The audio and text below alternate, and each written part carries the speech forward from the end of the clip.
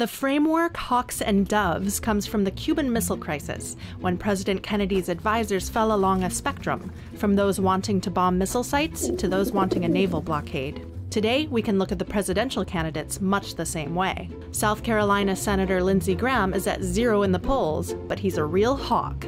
I'm not going to call a judge, I'm going to call a drone, and we will kill you. Hillary Clinton falls somewhere in the middle. She supports a no-fly zone, but has said, "We will not be putting American combat troops on the ground in Syria and Iraq to accomplish the mission." That's more dovish than Donald Trump, who says of ISIS, "I would bomb the hell out of ISIS, yes. That's good. Is that a bad thing or a good thing?" But more hawkish than Republican Senator Ted Cruz, who has said, "Look, we have no business sticking our nose in that civil war." Republican Senator Rand Paul is quite a dove. He actually wants to cut the Pentagon budget. And nestling beside him is Democratic Senator Bernie Sanders, who emphasizes the importance of an international coalition. Meanwhile, the hawks Senator Marco Rubio and former Governor Jeb Bush have shown their talons.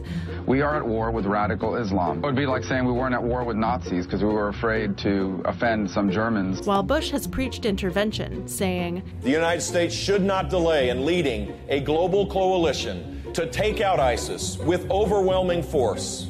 Carly Fiorina is more of a dove than Clinton on the question of arming the Syrian rebels. But on Russia, Fiorina is more of a hawk. Having met Vladimir Putin, I wouldn't talk to him at all. We've talked way too much to him. What I would do immediately is begin rebuilding the Sixth Fleet. I would begin rebuilding the missile defense. Ohio Governor John Kasich and New Jersey Governor Christie fall slightly to the hawkish side of Trump. Both have called for training and equipping the Syrian opposition, and both strongly support a no-fly zone, which Trump is unsure about. That leaves Ben Carson. Carson has called for boots on the ground in Iraq, but not in Syria, and described his policy to counter ISIS as, "So we have to be saying, how do we make them look like losers? Because that's the way that they're able to gather a lot of influence." But he also has second-guessed the war in Afghanistan and opposed the war in Iraq. He lands left of Clinton, for now.